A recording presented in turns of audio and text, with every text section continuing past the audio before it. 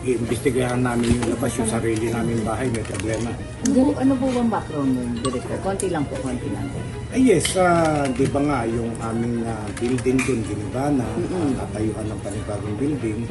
So, nakahingi kami ng initial budget na 2.4 billion pesos.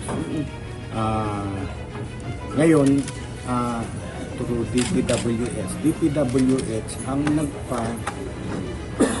nagpa-bidding kung sinong contractor ang makukuha. Oh, so nakita ko,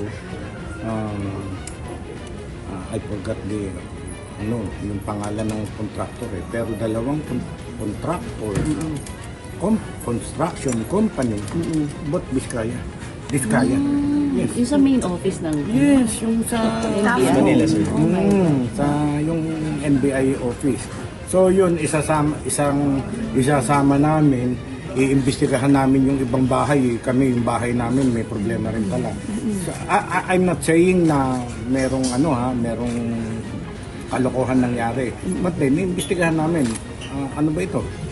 Baka hindi magawa yung building namin, baka kulang-kulang yung substandard yung bakal. Nandun kami, lumindol, bumagsak yung building namin. Yun, iimbestigahan namin mabuti.